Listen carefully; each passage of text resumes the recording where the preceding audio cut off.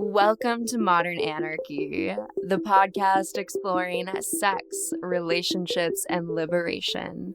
I'm your host, Dr. Nicole. I tried to keep her quiet, but she's screaming inside of me. I tried to keep her hiding, oh, shut up. I tried to keep her quiet, but she's a wild, wild woman. On today's episode, we have Dr. Tammy Nelson. Join us for a conversation about the power of liberating our collective pleasure. Together we talk about the vast continuum from monogamy to non-monogamy, releasing the restrictions of shame, and some extremely necessary updates to our sexuality research. Hello, dear listener, and welcome back to Modern Anarchy. I am so delighted to have all of you pleasure activists from around the world tuning in for another episode each Wednesday. I'm Dr. Nicole. I'm a sex and relationship psychotherapist providing psychedelic-assisted psychotherapy, author of the Psychedelic Jealousy Guide, and founder of the Pleasure Practice, supporting individuals in crafting expansive sex lives and intimate relationships. Dear listener, this episode is so good. This episode is so good. I am happy that you're here because there are some much needed updates to our research. And I love how Dr. Tammy Nelson just came in and said, yeah, that's some bullshit and we got to update all of this, right? I remember having this recording with her and feeling the confidence in her voice. Dear listener, you know I'm always talking about the body. It's so connected to our pleasure. And the voice being so connected to our breath, our orgasms being so connected to our breath. And when we're scared, right, we tremble and we have this, well, maybe the research needs to be updated. I don't know, right? Versus, no, absolutely not. It's crap. It has not been replicated. And what we're seeing now is that women grow tired of monogamy faster than men. That's a fact, right? We're seeing that in the research. And so I love the empowerment of Dr. Tammy Nelson's voice here. And I love how it brought me into even more confidence to assert these things, to talk about the research and really leave behind all of the patriarchal bullshit in the past. And so, dear listener, thanks for being here. Thanks for sharing these episodes with your friends because it's about time that we update this stuff. All of the females out there, all of my AFAB folks, all of my open-hearted queers, I see you. And this revolution is going to be led by us, the people who are really looking at the modern research and saying, hey, these storylines, these narratives from the past, they are not accurate. Who are they serving? Who have they been here to serve? It's not us. That's for damn sure. And so I am so excited to be in this space with you, dear listener, where we are writing a whole new narrative. A whole new narrative. And each week, dear listener, we're going to continue to go deeper and deeper into our collective pleasure liberation. And I am so glad that you are here for that. All right, dear listener, if you are ready to liberate your pleasure, you can explore my offerings and free resources at modernanarchypodcast.com, linked in the show notes below. And I want to say the biggest thank you to all my Patreon supporters. You are supporting the long-term sustainability of the show, keeping this content free and accessible to all people. So thank you. And with that, dear listener, please know that I'm sending you all my love, and let's tune in to today's episode.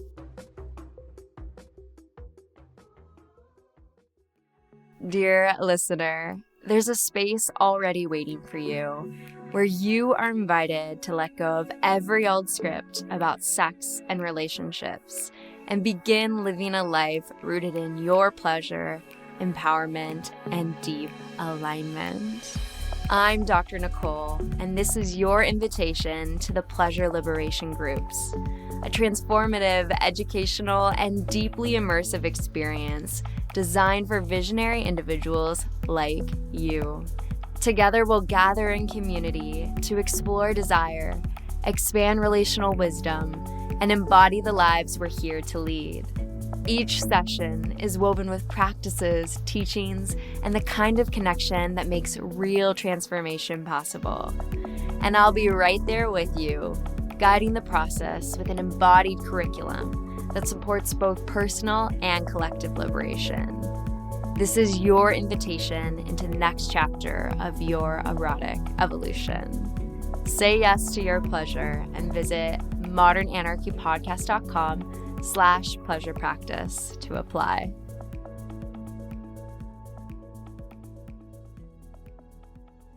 And the first question that I ask every guest on the show is, how would you introduce yourself to the listeners?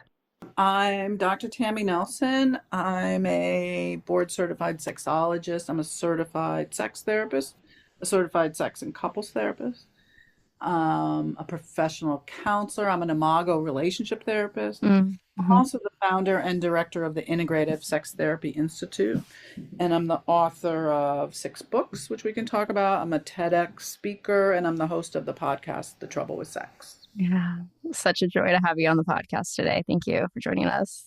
Thank you. Yeah. I had read your book, Open Monogamy, when I was working on my dissertation a few years back and just ate it in a couple of days, just gobbled it down. It was so good. I was like, yes. Read it. So it's such a joy to have you on the podcast today. Thank you. That's really nice to hear. People read an average of like 4 chapters in books like that. So to hear that you like actually read it, it's so flattering. Thank you.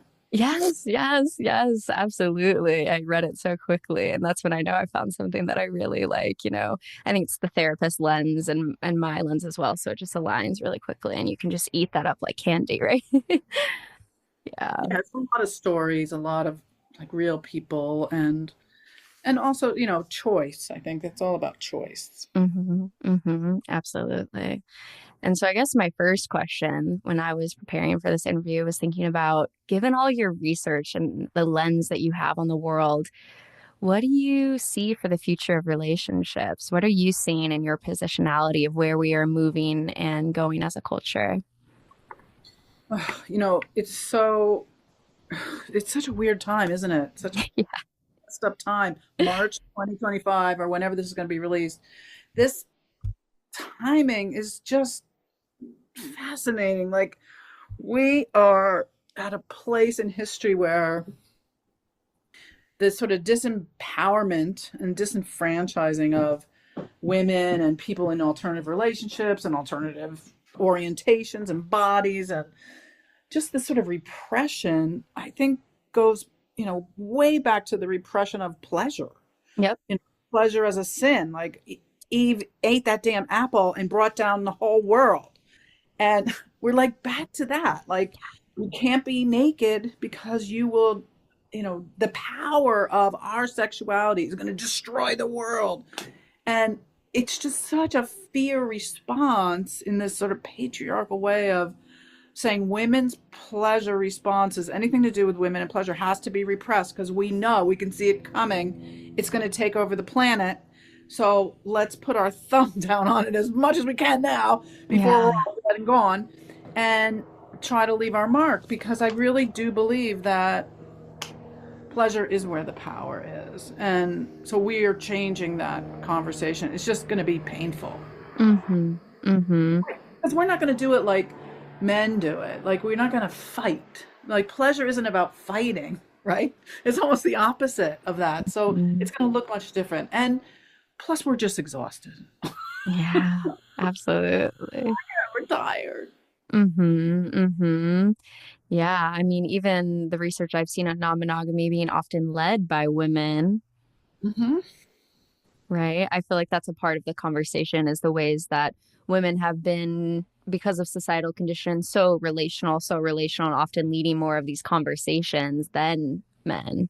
Yeah, I mean, I definitely see that. And well, in heterosexual couples, what I see is interesting. Like, the guys will open the conversation. They'll say, let's do some variety. Let's open the relationship. It takes the heterosexual women a little bit longer to make the decision, but then the men will try to shut it down faster, and women don't shut it down. Like, once it's open, they're like, no, thanks. This is great. And it really works for me. And, multiple partnerships, and the more support, the better, right? The more people that have an eye on my kids, and the more people I can experience pleasure with, like, the better. So why would I want to shut that down? Right, right. With hetero couples, yeah. Uh-huh. Yeah. I mean, I love the way that it raises the standards. It's definitely something that I've experienced in my life as a polyamorous person with open relationships, right?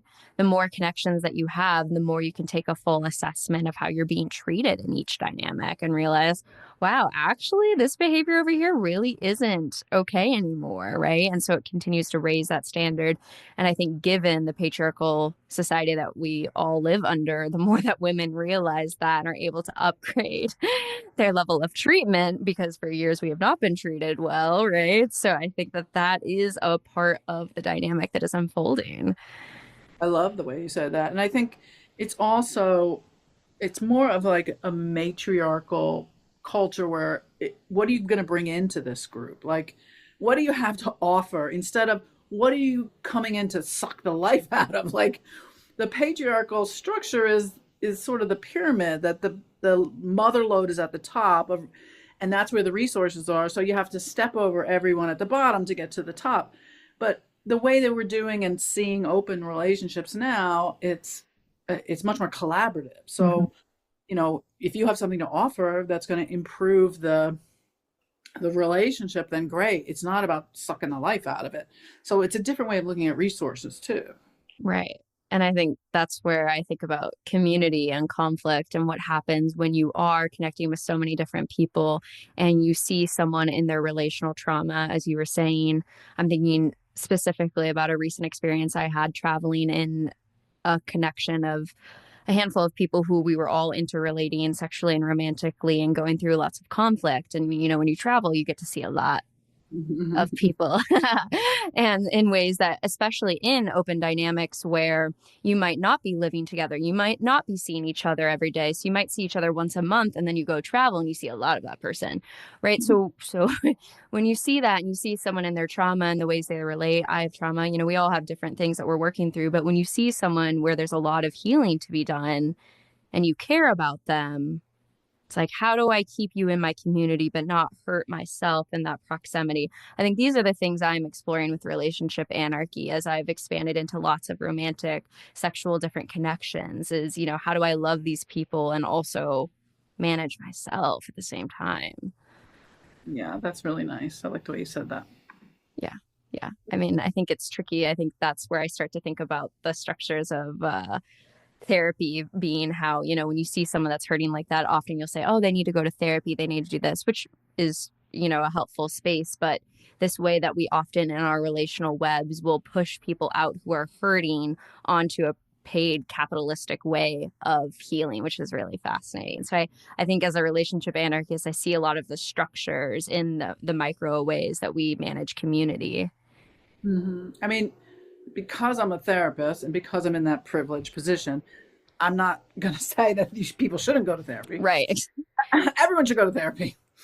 But I think there is a shift in the way that we're looking at therapy, that it's not that I'm the privileged person that's holding all the answers. And if you just paid me enough and came enough times, I would give it to you. And that you don't really know what's best for you. I can tell you how you should have your relationships and how you should act. I think, for me and for other therapists that I know that are doing the work, we really do see that people have their own inner wisdom and their own guides to what could work best for them. And that's a difference. That's a shift in how psychotherapy is done. Yeah, big shift. I think if the listeners don't know, some, the fields of psychoanalysis of always presuming that the therapist has way more knowledge than the client, can see into all of their unconscious, blah, blah, blah, right? That is a big shift. And I think for me, I'm curious about the systemic realities to all this. You talked about the world that we're living in now, and that is something that came through my dissertation research, the correlation between relationship anarchists and high levels of educational privilege, masters, doctorates, right? So I think that there's there's obviously a connection here to the level of Maslow's hierarchy of needs, right? The more that you have that space to devote to more complex theoretical, philosophical topics as well as relational skills, we're seeing these shifts towards new types of relating.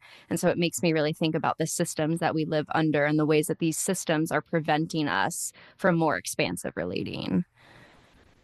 Well, I think it's working both ways. Like, I think if you are working all the time because you don't have the privilege of household help or multiple partners, or, it can be exhausting to think about, wait, when am I going to have time to think about finding another partner? Or when am I going to have time to think about being in an open relationship? Like, that's exhausting. It's a privilege to have that time and that space to do that.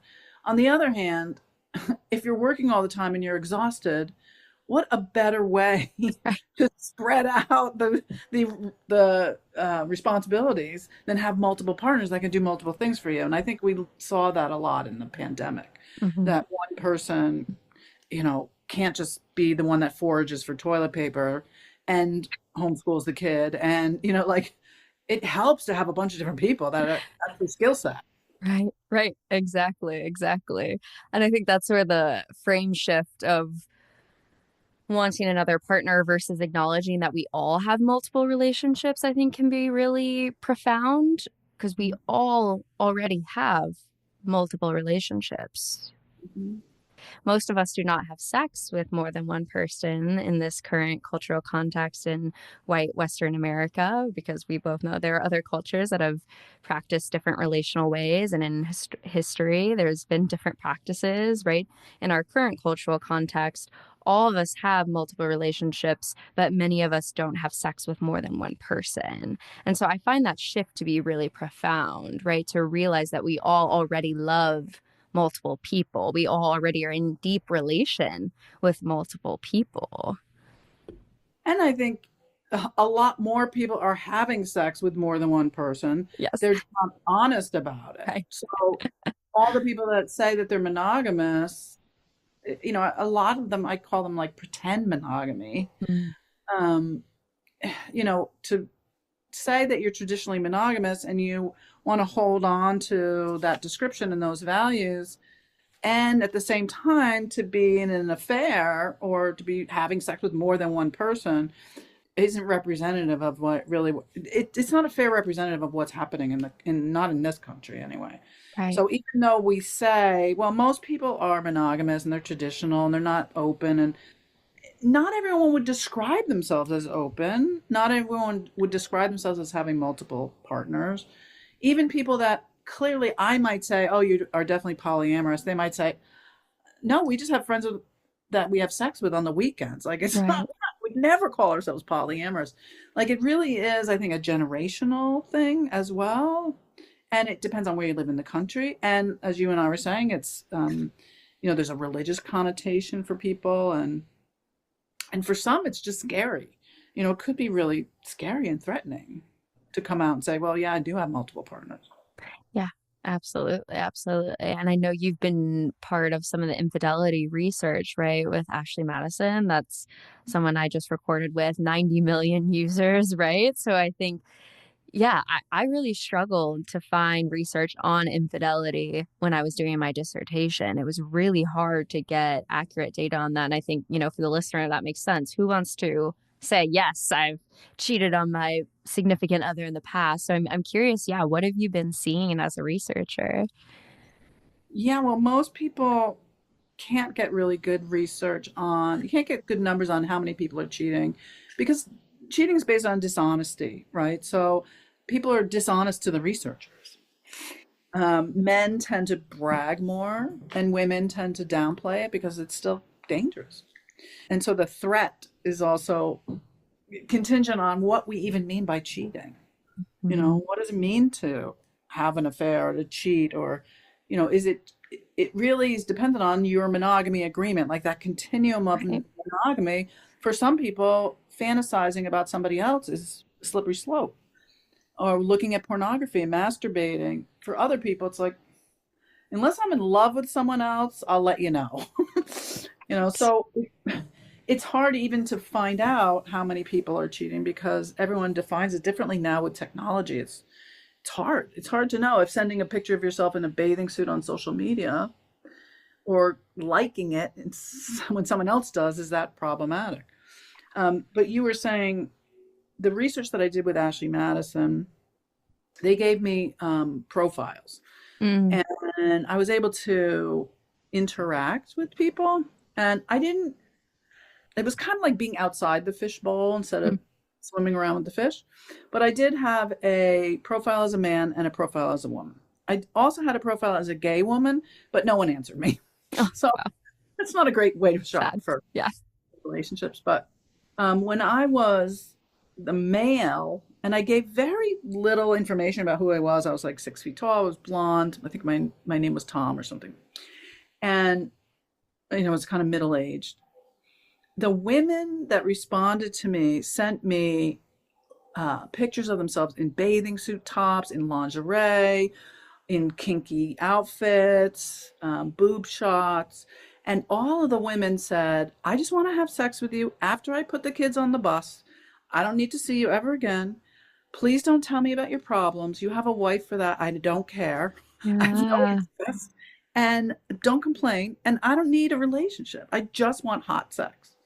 And when I was a woman, the men sent me texts saying, I really want a partner. Like, I want a parallel relationship to my spouse who's ignoring me. And I want to be able to text you every day. And I kind of want to fall in love. And I don't want you to be sleeping with a bunch of other people, by the way. And are you going to be available for that? And I got that from everyone. So Yeah. this is really flipping the script on what everyone thinks. It's not true that men want sex and women want love. It's actually right now the opposite. And I mean, I have a lot of theories about that, but I'm not the only one that found that. Like, other people who've done research, particularly in this fishbowl, have found the same thing. Yeah. Well, I'm curious about your theories about that because when I hear that, I think about, yeah, the years of societal repression for women and the ways that we have been, yeah, so told that we only want one person forever to quote unquote, based on evolutionary theory. The listeners can't even see how restricted I am with my body right now. Based on quote unquote evolutionary theory that we need someone to, we're going through this big evolutionary process of having a baby. And so we need this like person to keep us safe. Right. And so we've been told that narrative and told that narrative. And also we have so many traditionally women, right? Again, are socialized very relationally. And so we have lots of loving relationships because generally when women get together, we talk about our lives and other things. And then generally when men get together, right, it's like sports or these sorts of activities, and they're not as much deep relational connecting, generally speaking. I know we have exceptions and I love the exceptions, right? But men are needing so much more emotional connection than they are ever getting in their relational worlds. And so it makes sense. We see how often men put all of that emotional labor onto women, right? And so if they only have one partner, it makes sense that they would be craving that in a way that women are wanting, the novelty and the play and the liberation from the restriction. That's kind of how I see that. And I'm so, so curious, like your perspective on that data. Well, I think the data is skewed around evolutionary theories. It's just not true. Thank Like, you. Yes.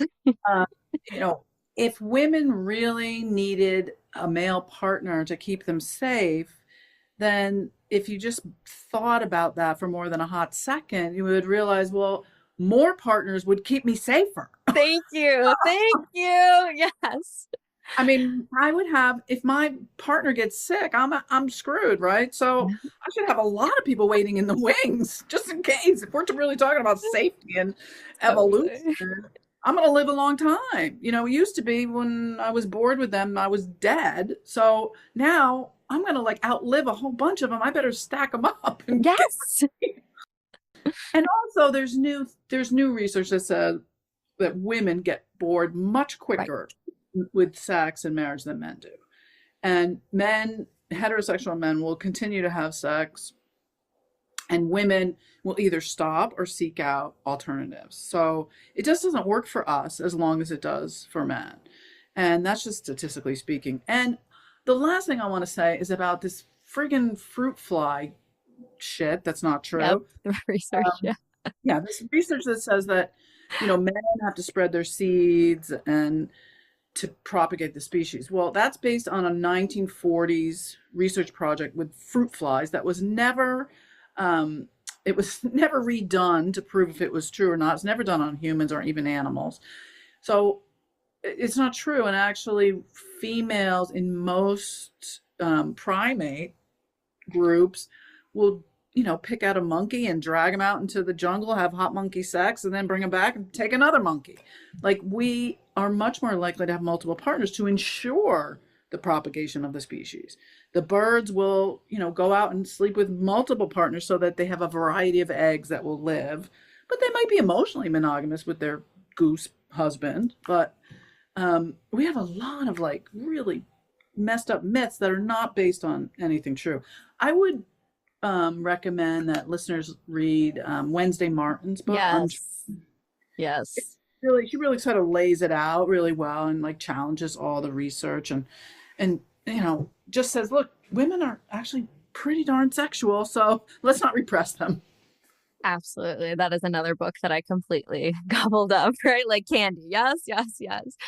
I think, there's almost a meta level conversation I want to have with you here. I appreciate the way when you name that research, you name it as such a clear fact and the absurdity of the evolutionary research, because as someone who was doing her dissertation, I'll just name for you, going through my school, the amount of professors that looked at me like I was absurd for doing the things that I was doing and quoted lots of quote unquote research at me. Right. And so this whole time, my voice, which is a lot of what I studied in relational feminist theory, is how the voice can be restricted. I always talk about this on the podcast with the listeners, of the way that, women's voices used to be like this because that's how restricted we were in our bodies.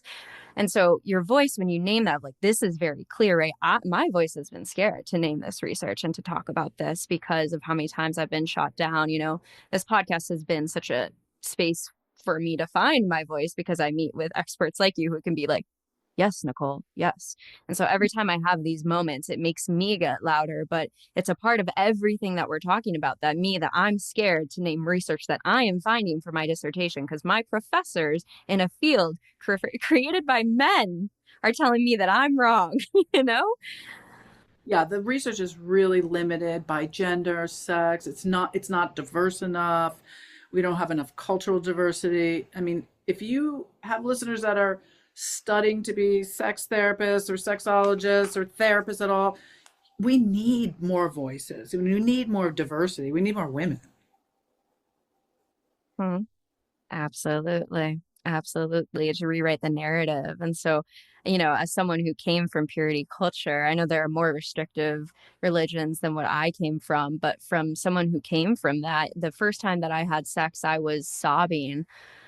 It was with a loving person, but I was sobbing on the floor because I had, a purity ring, and I still wear it because I love the reminder of that journey. So I have it on now, but I just remember sobbing on the floor and thinking no one is ever going to want me because I've had sex and I've ruined myself. And it was one of the deepest cries I've ever had in my life. Right. And so that is a part of what we're talking about with all of these cultural narratives, wherever someone's coming from, right? Because I know there are more restrictive religions than even I came from. And there are people who grew up in more hippie communes that were a different world, right? So wherever you're at in that journey, there's a whole psychological process to unpack.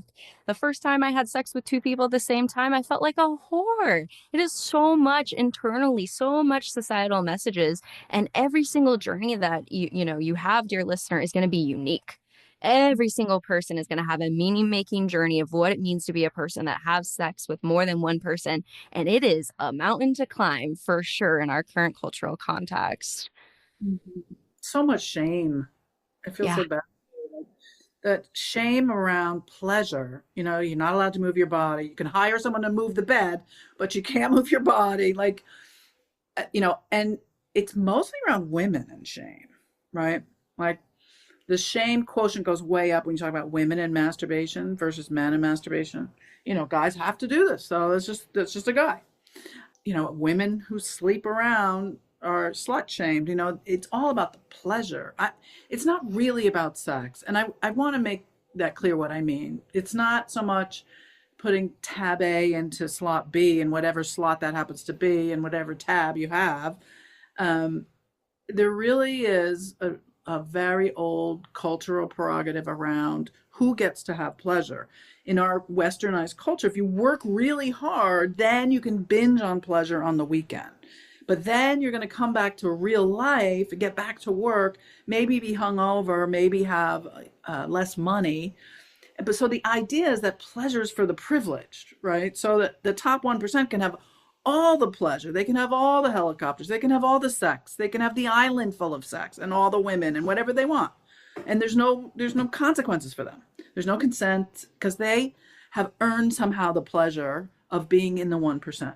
But the rest of us, if we're too exhausted, then we don't have time for pleasure. So, we got to just work harder. Work harder, put it in the bank. Eventually you'll be able to take a vacation and maybe you can have sex with your partner or someone or yourself, or maybe you just lie on the beach and have pleasure. So it's really this idea that somehow we have to deserve it. And the second thing is that relationships are work, quote unquote. So if relationships are work, then that implies you have to work to get to the pleasure instead of the pleasure being the whole point. Yeah. Yes, absolutely. And so you can see how then that plays into why people stay in relational dynamics and situations, because I have to keep working on this. I have to keep working on, there's something wrong with me. I need to keep working on myself. And it's really interesting. So often I hear research about the amount of time it takes for a woman to orgasm, right? And so 20 to 30 minutes. And I don't want to discredit any of that of the time for the blood to go to the genitals and engorge all of the beautiful organs that we have down there, right? That is important. And also it's really fascinating to me, again, just lived experience here. Novelty, right? I can have a partner that I've been with for years and it does take that amount of time, and I'll explore some new sort of connection and I will orgasm in 5 minutes. You know what I mean? The novelty of these. So it's just really interesting when people are like, it takes 30 minutes for a woman to orgasm. And I love the amount of time that is creating for us to not feel like we are doing something wrong, like there's any sort of issue with us. But also at the same time, where is the asterisk of it can take that long? And also, if you're having novel experiences, novel people you feel safe with, that also might be much faster, right? This part of the discussion here, anytime I read a book that's talking about building long-term sexual satisfaction that doesn't take into the discussion of craving novelty of new experiences and new people and new opportunities, it feels like it's a crucial piece of the equation is missing and not giving enough for the informed consent for the person to know that there's just so much more at play here than just the one person that you're relating with. Well, you're talking about arousal, and there's a difference between desire and arousal. Sure. So Yeah. I think it's a yes and. I agree with you, and it works the same with desire. I have women that say, I have no desire. I have a desire issue. I have low libido. I have hypo desire. I'm struggling. I need a pill. And then they get divorced and they want to sleep with everyone. Exactly. Right? So desire and arousal, they're two separate things, and they can definitely be affected by relationship one way or the other. The other thing I want to say is, because you're clearly much younger than I am, is that people in my generation, let's just say, sometimes look at younger people and say, well, you're just in an open relationship because you can't handle commitment and you have attachment issues. And so I just want to hear from your perspective, how do you respond to that? I used to, when I was young, I was like, I'm just dating. I'm not ready to commit. That was real. I would never have thought, oh, I'm an open person. So tell me the difference for you. I don't mean to put you on the spot, but I'm just fascinated by it. Yes. And so your question is responding to the assumption that I don't want to commit. Yeah, that older people are looking at younger people saying, oh, these young people, that they all want to be polyamorous. They just don't know how to commit to a relationship. And I'm looking at them sideways going, well, I don't think that's true. And I think some people really do want to be naturally non-monogamous, and that's just who they are and probably will be always.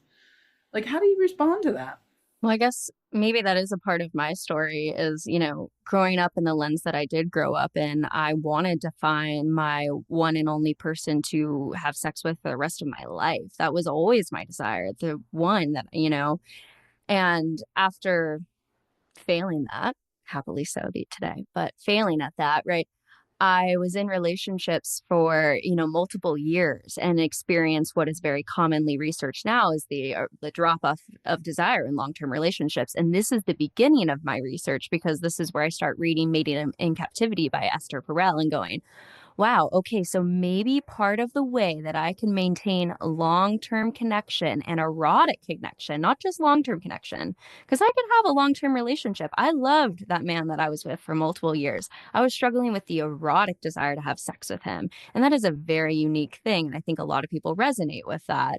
And so for me, I thought, wow, okay, I'm going to dive into everything that I can on sex. One, because I was also repressed from it so much. So I started reading everything that I can, reading the research about how women's desire falls off.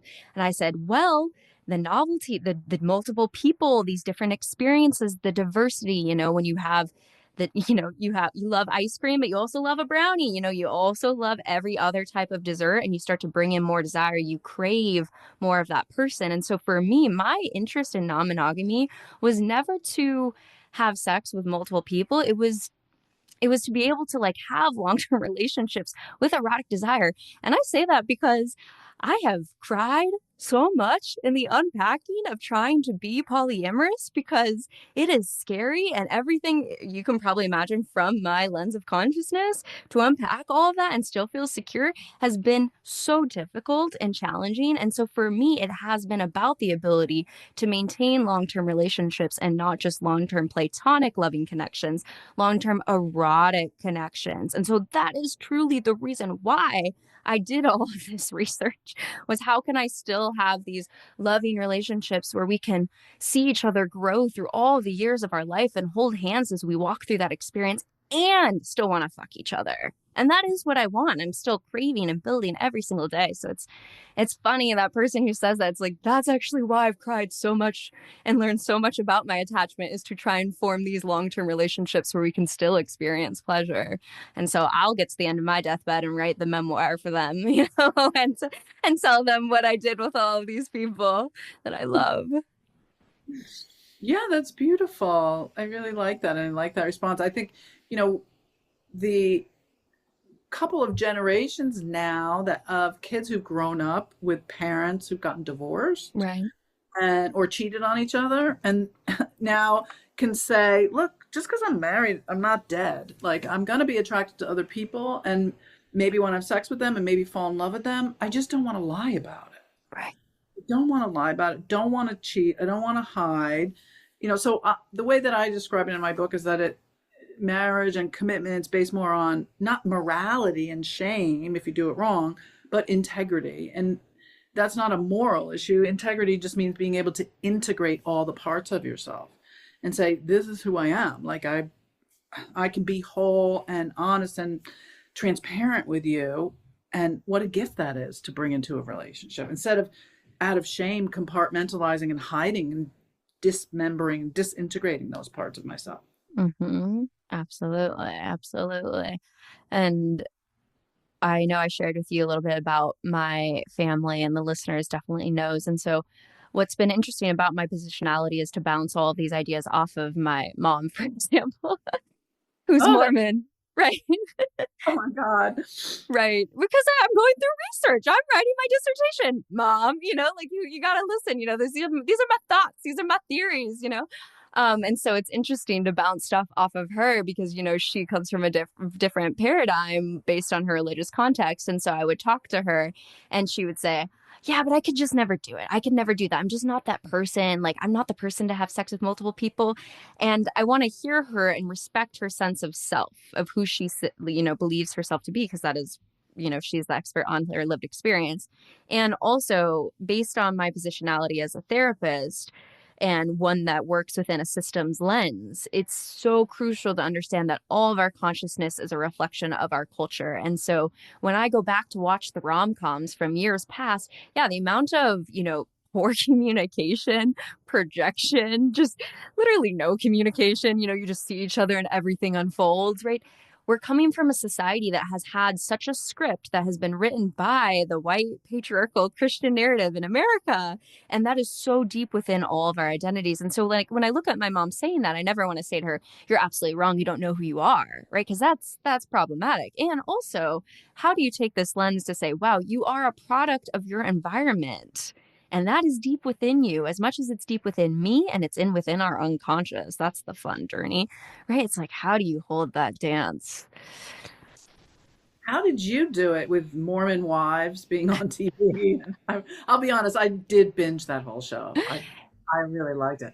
But like, how did you do it? I'm just so curious about you. You seem so strong and independent. I appreciate that. Thank you. Yeah. I think for me, it comes back to reading feminist text and feeling really connected to these stories of women that were empowering and reading into research on that. And I was an English major, so I read a lot of stories and wrote every single paper I wrote in my undergrad was like, look at the woman doing this, look at her doing that, look at her doing this. And that sort of began my journey. And then getting into my doctorate, I was really passionate about feminist psychology, right? And so that was always a lens that I sort of went through. And, Virginia Woolf's A Room of One's Own. That's why I have my own studio apartment. I live by myself. Like, I see a vision of what that means to have your own space, right? And so it's a mix of that deep lineage of women's voices. I stand on the shoulders of giants who have come before me to create this space, right? And so that is a part of it, as well as the story I shared earlier about loving someone so deeply and eating myself alive for the fact that I didn't want to have sex with them, and feeling so torn up about that, and that beginning this journey to get to where I'm at now. And then lots of tears and community that held me through the expansion process of non-monogamy, because Lord knows that was, whoa, like a journey that I'm still unpacking every day. It's not done, beginner's mindset, very humbled by the journey. No, it's great. I don't mean to interview you. I'm just so I love curious. it. Yeah, thank you for sharing that. Yeah. I mean, I hope it feels like a conversation between you and I. We can ask each other, because I think that that's all, the personal is the political. So the more personal we can get in this, the more political we are really hitting into. Yeah, I like that you said that. The personal is the political. I was sharing with you, I just recently had like this trauma, Right. where I was assaulted on the street. And, I've been spouting off as a trauma therapist, as a relationship therapist for years and years about how connection heals trauma, connection heals trauma. Well, let me tell you, connection really does heal trauma. Like, I had childhood trauma, but it's been a while, aside from cultural trauma and what the whole world is going through and has gone through, to be that directly punched in the face by trauma, literally and figuratively. The way that this did not become post-traumatic stress disorder, or hasn't yet, I'm giving it a yet, is because of the friends in my life. Right. Like the people that have reached out, the support, the friends, the lovers, the therapists, the legal system was supportive, which surprised the hell out of me. Yeah. And, Yeah.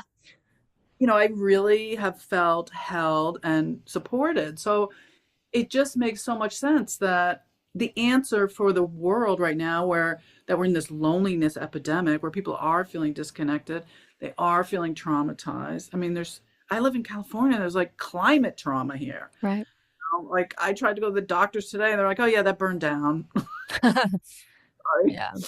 And it makes so much sense that being connected, having more connection, not less, having more, not relying on one person to give you that, because maybe they can't be there all the time, or maybe they're not the right person for this, or maybe it's re-traumatizing for them. To have 16 people check in on you instead of one, like, that really is healing. And honesty for, someone who has done therapy for 35 years and been in therapy on and off. I'm not just talking out of my ass anymore. Like, it's really true. Absolutely. Absolutely. Because the self is formed in relation, right? My your concept of self, my concept, all of us were formed by our relationships.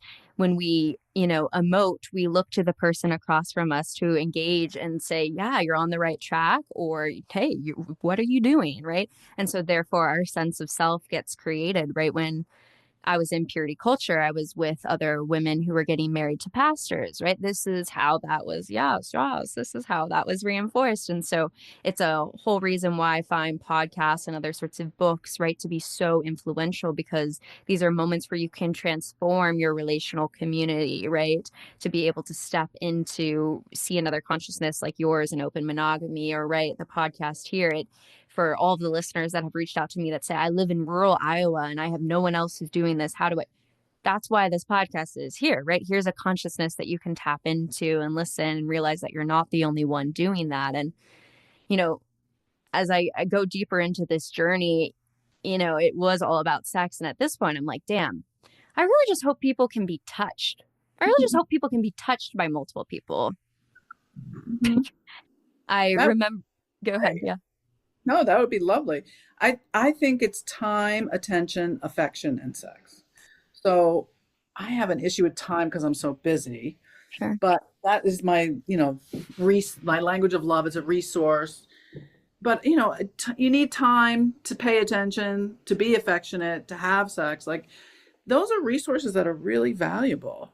And imagine getting that from multiple people. And just so people understand what open monogamy is, it's where you have one primary partner or a central relationship, and then anything else you negotiate. So you can have a flexible and fluid relationship agreement. And that could be somewhat traditional, or it could be wide open anarchy, like you said.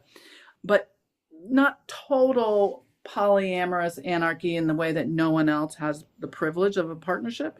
Because what I've found for my my clients, they want more sexual fluidity or emotional fluidity or romantic fluidity, but they still want to come home to their partner. And it's interesting because now, for people that are able to navigate that world, then they can transition to coming home to multiple partners.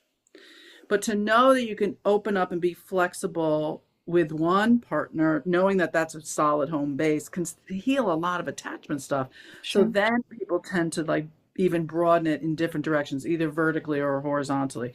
I think it's fascinating. I really do think it's a sign of the times. Of course we need a village. How do you survive in this world on your own? I mean, we learned that, right? So, but I'm so glad that you're bringing up people in the Midwest who might be isolated and feeling alone. The internet is like the central nervous system of the planet.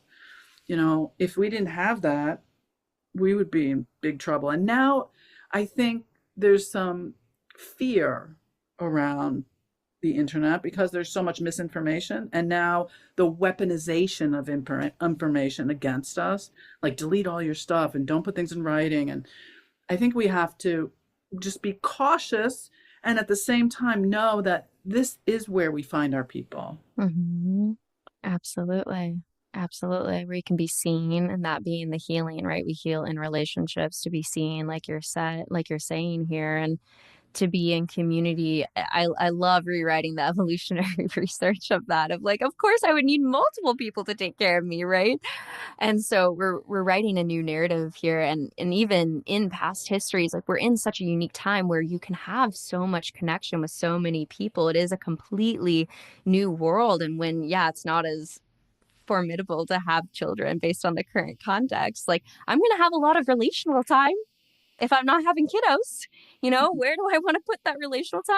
To people that can bring me pleasure, right? And I remember having this experience with an underground community that did sort of tantric embodiment nights, and it was a really profound experience that I think has really sat with me as a sex researcher, in that they, offered to have you receive touch from multiple different people, and you could undress to your comfort level and receive lots of different touch. And I remember laying down, they had consent cards, they named what was okay, what was not okay, and I was blindfolded. And then this whole group of people that I didn't know, like 20 different people came around me and touched me and like, had feathers on me and fed me grapes and chocolate. And it was such a moment to unlock something. I want more people to have that level of experience. Like whether you have sex with multiple people or not one day, hey, up to you. But gosh, to be able to be loved, cared for, touched by multiple people was one of the most erotic experiences of my entire life. And it was non-genital focused, right? I was just feeling so much pleasure from the pure stimulation of so many people. And I have been able to take that into group sexual experiences where I've had multiple people who I love and feel safe with, who gave me expansive experiences with my genitals. And that was really built off of that experience of feeling safe enough with multiple people in my body. But what sex or not, like there's just so much sensation and pleasure from having multiple people that it breaks my heart to know that some people will never ever experience in their life. And this is not even the first experience, wasn't even sexual. It wasn't even sexual. It sounds like it was very healing for you. It was. And I think that would be healing for lots of people. See, I want to be happy for you. That sounds horrible to me. Really? Yes.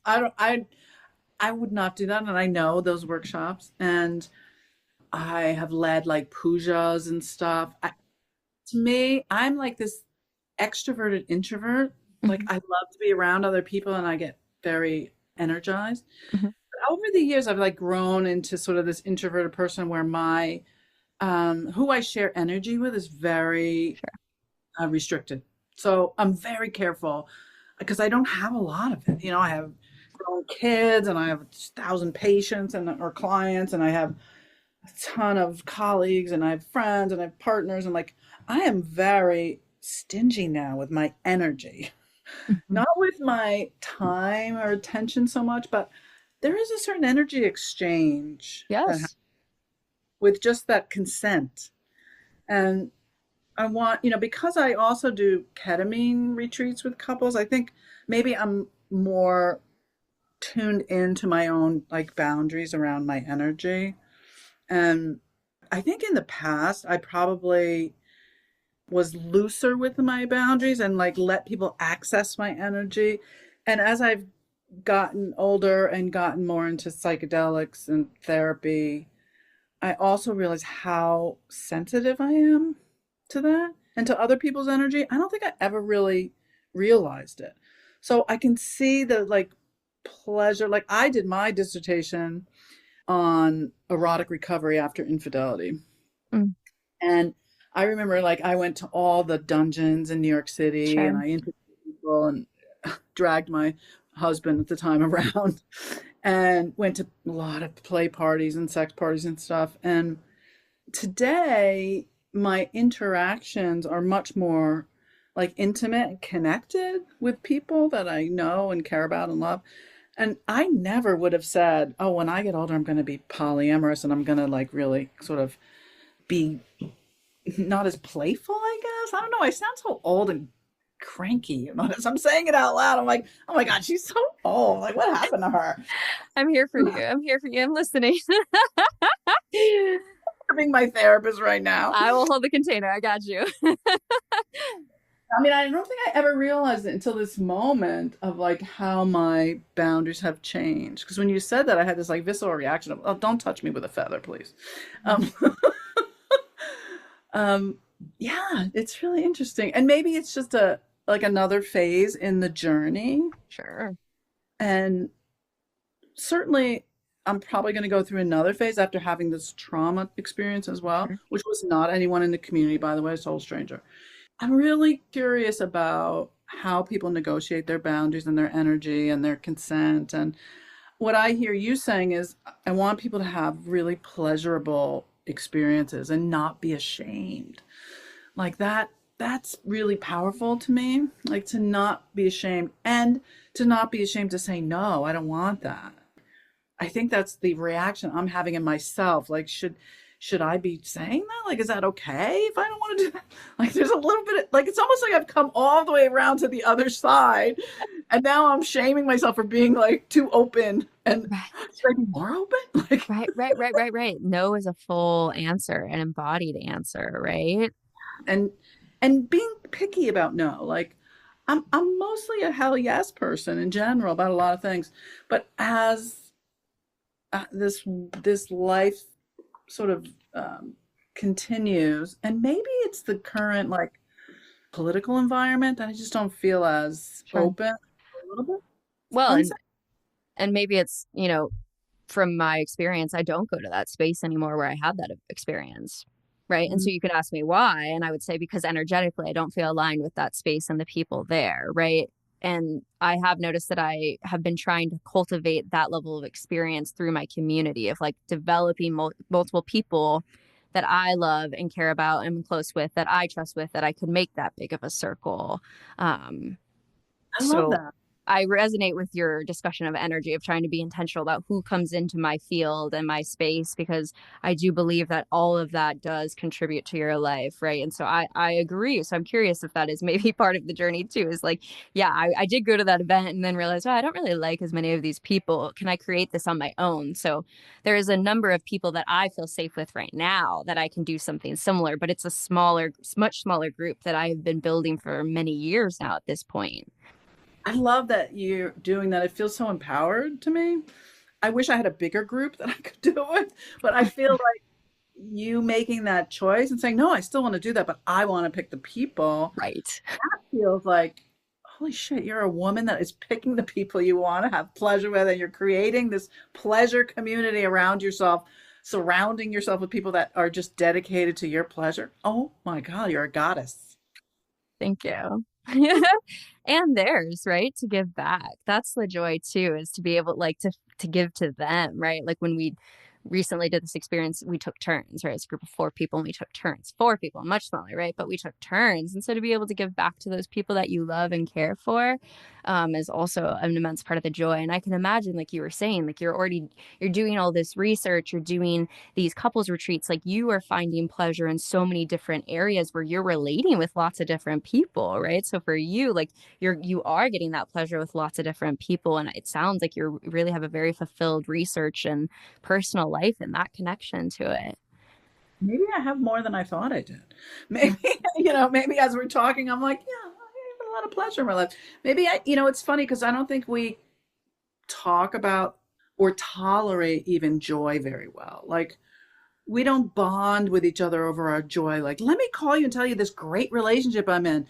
We like call each other and say, oh, let me tell you about this fight we had, right? Oh, I can totally relate to that. We relate to each other's pain. It's almost like we don't want to brag.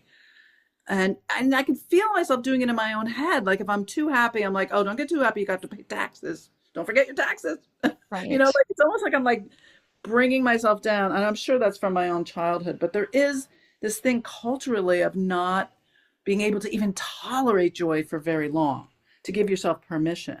And so you're describing creating this life for yourself where you're like, hell no, I'm going to tolerate joy and I'm going to create it and I'm going to be with people who want to do it. And I love that.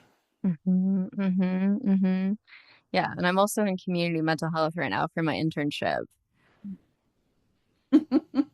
Right. And so you know what that means as like a therapist. And that's like boot camp. Yeah, I guess for the listener who doesn't know, like it's an interesting word that we use, community mental health, right? I'd be curious to learn more about the lineage of that, but what it often means is sort of underfunded Medicaid therapy with clients who are not able to pay or have insurance other than Medicaid. And so it's been interesting to, go from a space where I was doing psychedelic assisted therapy, which is often out of pocket, right? So there's a certain level of privilege to that, and then to be working in Medicaid. And so just to hold the pleasure of my life while I'm also hearing my clients who are, just worlds away in terms of socioeconomic situations, right? So it's a lot to hold all of that. And I know listeners will resonate with that as you look at the news, right? And you see everything that is happening in the world, and then you have a good moment, but you're holding that nuance and duality, plus everything you shared, right? And just even as women here, there's so much about that, right? Where it's like, no, be quiet. Don't talk too much about yourself. You don't want to be full of yourself. Absolutely not. And then male privilege just walks in through the room and shouts the answer, right? So I think all of that is at play for all of us right now. God, you're so right. And it's like, everything that's going on in the world, you want to stay on top of, and then you also have to just ignore it. And then you're like, oh no, I'm ignoring it, so I better catch up. And then catching up is just so traumatic. So we are in a weird time. And I do think, you know, forming alternative, pleasurable relationships in whatever style works for you, bringing more love into your life, bringing more pleasure, bringing more partners. I mean, I think that's the way we're going to survive, honest to God. I really do. They're going to be female led, they're going to be pleasure focused, they're going to be multiple partners so that we, you know, maybe we need that financially. Like, I really think that that's the future. Yeah. Community is medicine. Exactly. Yeah. Well, Tammy, it has been such a joy. We've talked about so much today, and I want to check in with you and see if there's anything else that you want to share with the listeners. Otherwise, I can guide us towards a closing question for today. Well, I mean, I just want to be clear that there is, you know, a continuum of monogamy here. Like, and you know, sometimes the open people don't like that I use the word monogamy, and the monogamy people don't like that I use the word open. But it really is, monogamy means being married to one person versus polygamy. We're really talking about commitment. So if you replace monogamy with commitment, like open commitment, what does that mean? You know, the important part is the communication about your commitment. What is important to the two of you? I don't care. I can't decide for you. I don't think your church should. I don't think your synagogue should. I don't think the government should. I think the two of you or more need to. And, you know, we renew our license every couple of years. You should renew your monogamy agreement probably even more often, right? So it's not a one-time deal. Absolutely. And just because you step out into the water doesn't mean you have to swim. You can always come back onto the land, right? You can go through different periods of different, you know, styles of relating that feel authentic to you. You're not always committed to one type, right? So lots of different people will go back and forth and try all different shapes and sizes, right? So it's so fluid. So I appreciate you naming that. Thank you. Yeah. Well, the last question that I ask every guest on the show, Tammy, is what is one thing that you wish other people knew was more normal? I wish that other people knew that modern anarchy was more normal, and that they could find your podcast and they could hear, you know, the powerful feminine energy that you're bringing to the world, and to, you know, that we can amplify that voice for each other in a collaborative way. I think we need to know about each other and to be able to support each other in the world and get messages out there about how to survive right now, you know, and to talk about pleasure and joy and relationship and connection, and that we're here for each other. You know, it's not about polarizing. These people are wrong. These people are right.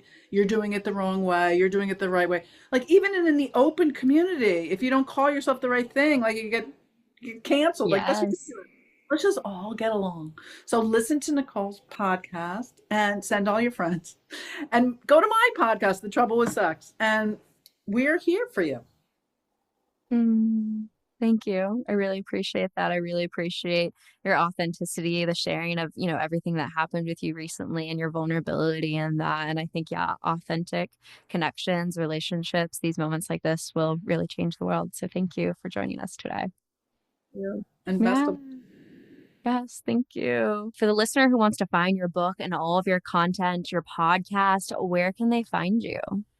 You can go to drtammynelson.com. So it's DrTammynelson. And actually, if they tell me that you connected us, you know, like I heard you on Modern Anarchy, then I'm happy to send them a free ebook, sort of like how to open the initial conversation around your monogamy agreement.